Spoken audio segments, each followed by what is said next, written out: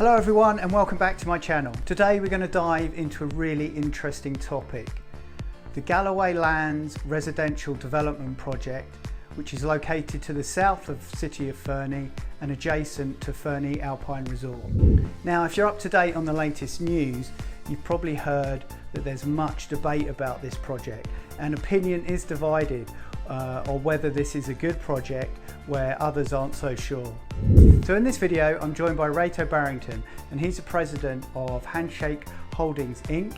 And we get to ask him some important questions about this proposed project. But quickly, before we get into that good stuff, I've been helping folks here in Fernie buy and sell real estate for over 5 years. And if you're in the market and you need some guidance, then use the contact information below this video to reach out and schedule an intro call. And don't forget to subscribe to my channel to get all the latest news on my upcoming videos. But back to the interview with Reto, as we've got some great questions lined up, so let's get into it.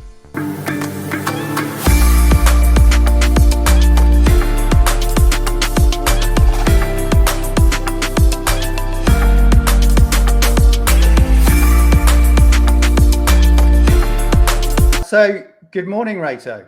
Good morning, Phil. How are you? I'm pretty good. Yourself? Just great, thank you. Well, I woke up this morning to the white stuff on the ground. That wasn't awesome, but I guess that's what it's like living here in the Rockies. So as I said in my intro, if you might as well have been living under a rock in the ground if you haven't heard about the Galloway project and the upcoming public hearing, I believe. It's on May the 3rd. Is that correct? Yeah, that's right. May the 3rd in Fernie at the oh gosh, what's the address of the place? It's the visitor center, I believe, at 7 o'clock.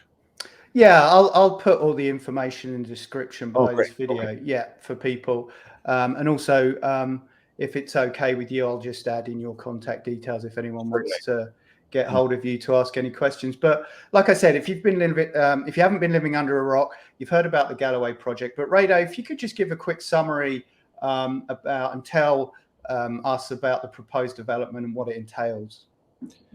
Okay, it's 457 acres located at the bottom of the ski hill. Its southern boundary is the Fernie Alpine Resort, and its northern boundary is the Cedars.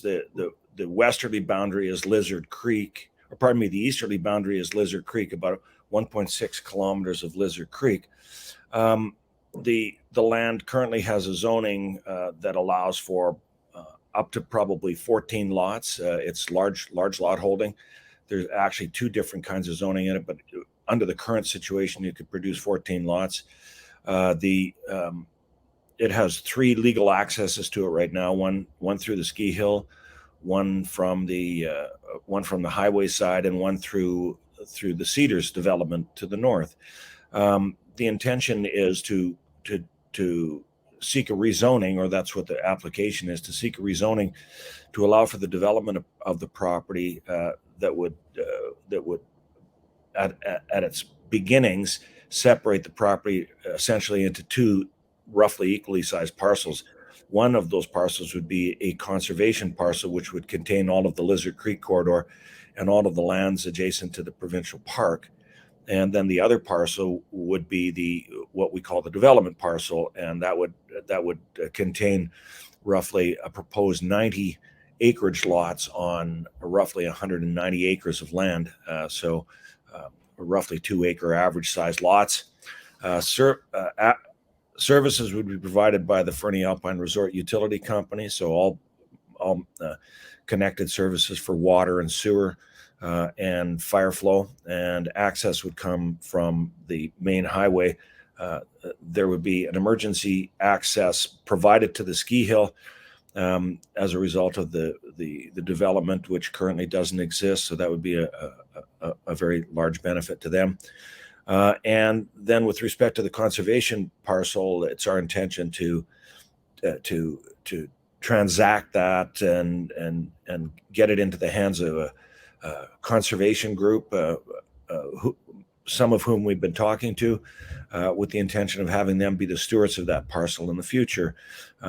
We have established that there would be certain criteria for that trade, the most notable of which is that they would have to continue to condone public access to that land for trail systems for the Nordic and winter uses, as well as for mountain biking. But those trails would have to be constructed to specific standards and be done professionally to make sure that they don't violate any of the environmental qualities that are attempted to be preserved. The Lizard Creek corridor itself, the 1.6 kilometers, is fully protected with no development intended within there, and an average setback of roughly 75 meters from any of the development land.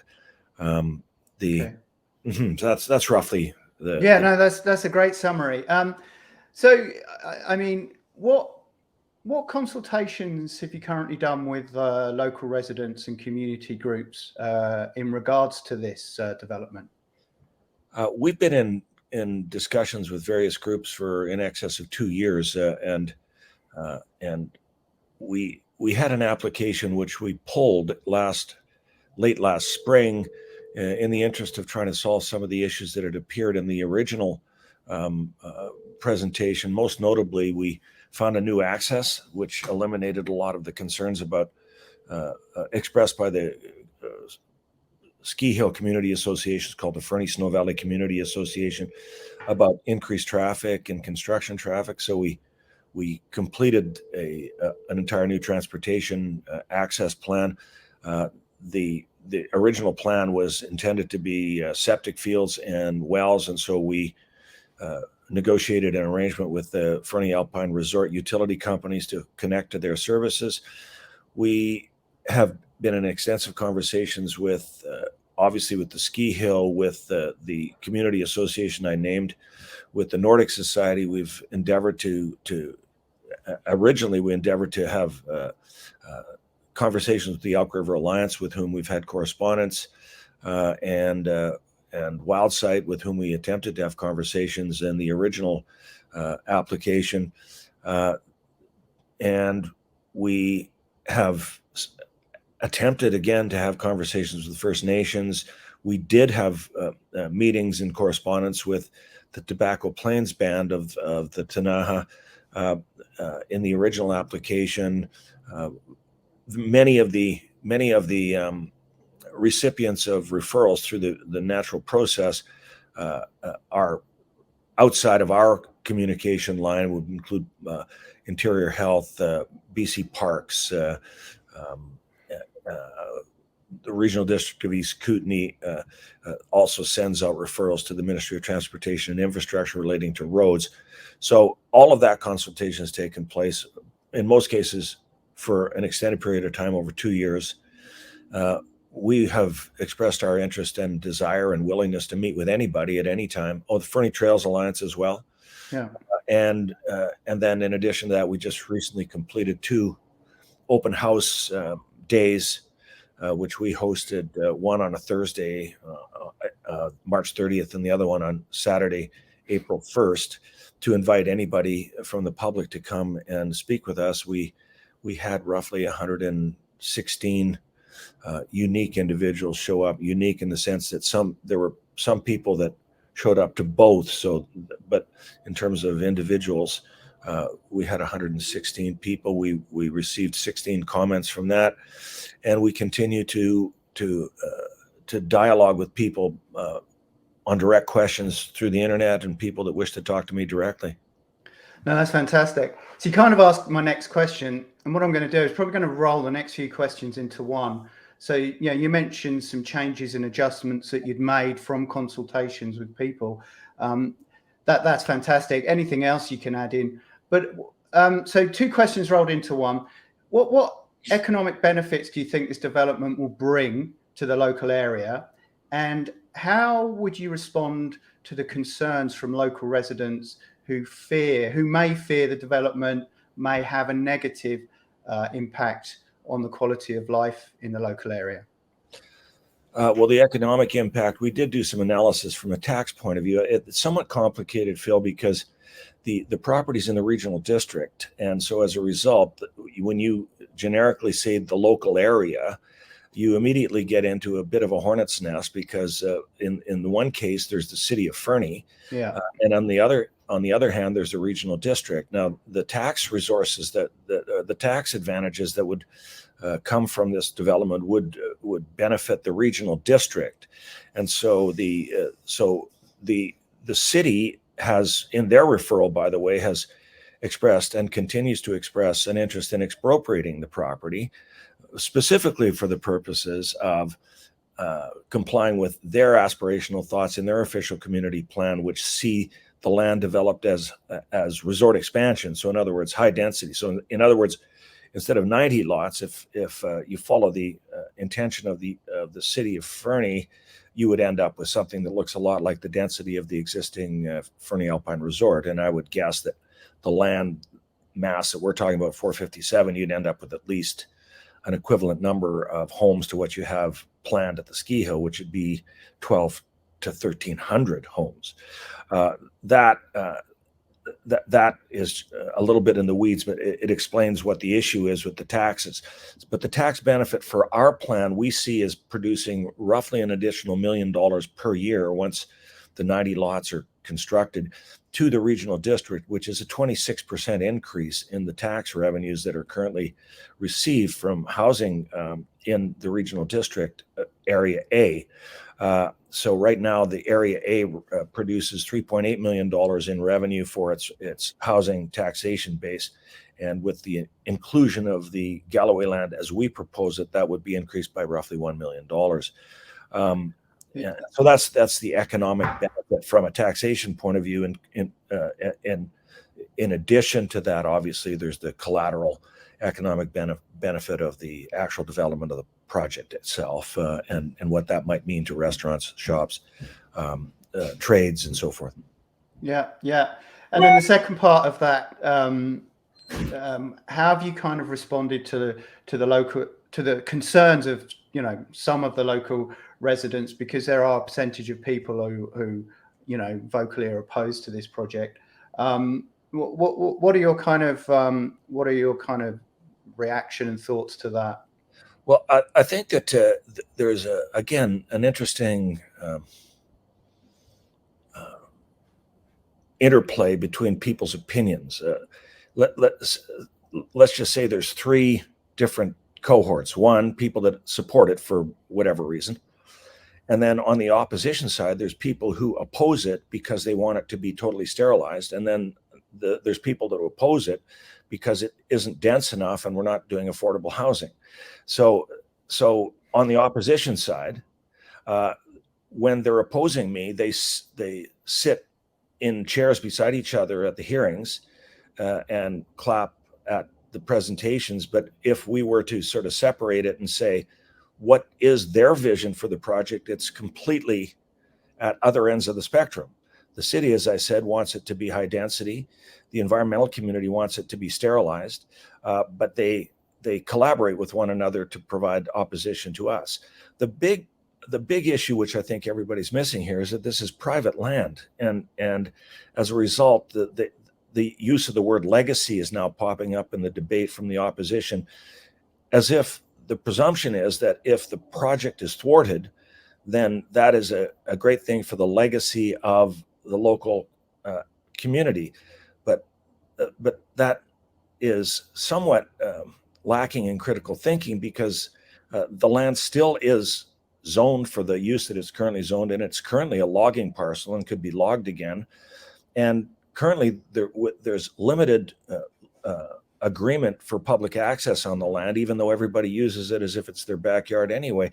And so I think that people have reeled in the unauthorized access as being part of their legacy as well, and that they presume that will continue in the event that this project is not put forward. And the environmental community is now starting to propose the notion of eliminating all trails within the parcel and then seeking a conservation purchaser.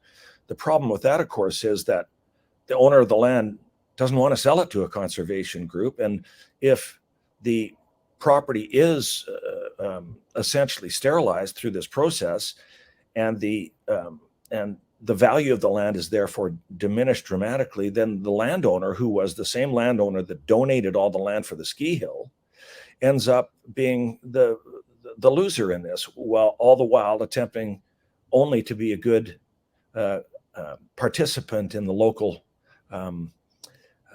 community and culture. Yeah. Okay. No, fair enough. Fair enough.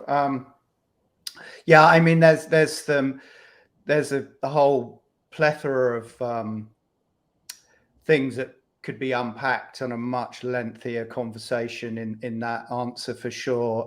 One of them being the housing density, but that's like I say, that's a bigger conversation. Maybe we'll have that another time. But thanks, Reto. A couple of more questions before we wrap it up here. Again, I'm just going to roll them into one. I think it'll be easier, or maybe three. So the first one, any potential risk associated with the development, and how do you plan to mitigate them? How will this development fit into the local infrastructure and character of the local area? And the last one, could you discuss any future plans for the development beyond its completion if it was to go forward? Well, the word mitigation is something that bears specific focus, and I think the opponents of the project would say that the use of the word mitigation implies that the damage has already been done and that we're then going to repair it. We have a very high standard of interest and academic concern and environmental concern for the land. Most notably, the centerpiece of it, which is Lizard Creek. As I said earlier, we have 1.6 kilometers of Lizard Creek, which we can fully protect. So the mitigation part of it is really to prevent any original damage to the environmental values of the property, not to repair them after they're done. So as part of our development agreement, we have agreed with the regional district to produce a environmental management plan for those areas, and the environmental management plan then goes into specific detail about how to ensure that there is no damage to those values on the property that have environmental significance. And then from that, there is a development permit that's needed in those areas that is tracked to the environmental management plan. And then the oversight of the issuance of the development permits and the monitoring of the work associated with those development permits is overseen by a qualified environmental expert whose signature and report is required at every step in order to make sure that there's no silt running into the rivers, that there's no trails being built in these areas, etc. So that is a mechanism that's in place. In addition to that, we have a similar process for fire protection. We have a development permit requirement for the whole project that must come forward with the specifics of a fire management plan. The most obvious thing that people would think of would be fire smart. So we have to do all of that. Right. And we also have to have access to firefighting water, which we get from the resort utility company as part of the water package. So that would be the mitigation part. The second part, please rephrase it exactly. Yeah, sorry. Yeah, I probably I kind of rolled a lot into one thing there. So the second part of that was, how will the development fit into the existing infrastructure and the character of the local area? All right. Well, first of all, the infrastructure, the city of Fernie's referral to the regional district said that they want it to be in the city, but oh, by the way, we don't have any capacity in our existing infrastructure, most notably sewer. For those in Fernie, we know this. Yeah. So their proposition is that the land goes in to produce higher density so that they can talk about housing solutions, but they can't provide servicing solutions. And so we are producing that servicing solution independent of them through the integration with the Fernie Alpine Resort's water and sewer system, which has the capacity. It's fully licensed. It's a fully licensed utility. It's two utility companies, one for water, one for sewer. Yeah. And so there's no byproduct from the disposal of black or gray waters on the site. They're all processed as they would be in any municipal environment. The other part of the question is answered in simple terms, and that is the ski hill has essentially zoning for what would be called a small town. It's roughly half built, and then there's our land, and then to the north of it is the city of Fernie, which is also densely built. The land that we're talking about in the OCPs, both of them, the Elk River OCP and the city of Fernie, is identified as resort expansion. So what this is the development corridor in any planning environment. So within the development corridor, there are issues that need to be dealt with for the prudent development of land in the development corridor. And that's how we would characterize the issues of environmental stewardship and public access and so forth. So if you think about the development corridor doesn't always have to result in an urban response like a downtown. The 2 acre lots are a transitional land use, which provides a different kind of product for people in a suitable location. And so that's how I'd respond to that question, Phil. Yeah, no, perfect. And then the last one, before I let you go, could you discuss any future plans for the development beyond its completion if it were to go ahead? Well, with this plan, we have essentially defined the land use into those two parcels, to go back to the first answer. Yeah. So the conservation parcel would be in the hands of a conservation group who would be the stewards of all of the environmental values and manage the public access. Okay. We would participate in the management of that, but only as any other citizens would, to ensure that we were being as helpful as we could, but it would essentially be out of our control. We would focus on the development and stewardship of our development lands to maximize the build out of that area, and ultimately see a build out of those 90 lots. And the other thing is that for a visual of the 457 acres, we're talking about leaving the tree cover on 75% of it. So really, if you take 457 acres and just going roughly, that'd be like 120 acres, or just under 115 acres of the 457 would have trees removed. 30 of that is for roads, and the other is for individual building envelopes within the lots. So what you would see at the end of it is nothing. Yeah. You wouldn't see a house from anywhere. Yeah, it'd be like you just driving on by like it is right now, I guess. Well, from the highway, yeah, but even within the development, you'd be driving up the access road. There'd be a serpentine driveway that goes up to a building envelope. The building envelope is probably 50 to 100 meters from the road, and you would see the corner of a building perhaps, but you certainly wouldn't ever see the whole house. The tree cover is in excess of 40 feet in height. It was clear cut in the late 80s and has grown to a height of about 40 feet now, the canopy. And so it totally would cover any roof lines. And so really the visual impact is zero. Cool. Well, Reto, really appreciate your time today. I know you're a busy man.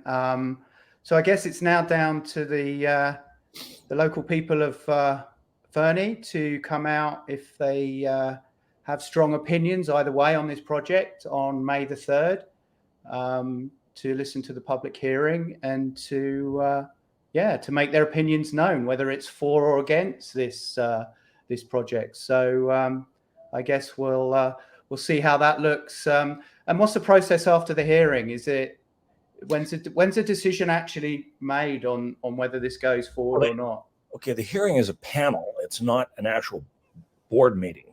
Right. So there's a panel of three people that are responsible for it. They're all board members, regional district board members. And so they sit there and they adjudicate the proper protocols at the public hearing so that people have an opportunity to speak. And then once the public hearing is over, that is the close of the public record. So at that point, then a report is made of all of the public record, including the comments made at the public hearing, as well as any of the correspondence received, as well as any of the reports, the application itself, and so forth, that forms the entire body of information that is associated with that application. That report then goes to the directors, and they are then charged with the responsibility of taking a vote either for or against the project at the next scheduled board meeting. Awesome. But there's no further public input after the public hearing. Okay, so if people have a strong opinion either way, they need to get down and to this public hearing and yeah, make their opinions heard. That's correct. Awesome. Well, again, Reto, thanks very much for your time. Good luck with everything. You know, in my opinion, well, I'm going to stay neutral on this regard, but you know, thanks for all the information today. It was fantastic. You almost offered your opinion there, Phil. That was close. I did. I'm going to stay neutral today. Okay. Thanks so much. Okay. Thanks a lot for the visit. Okay. Thanks.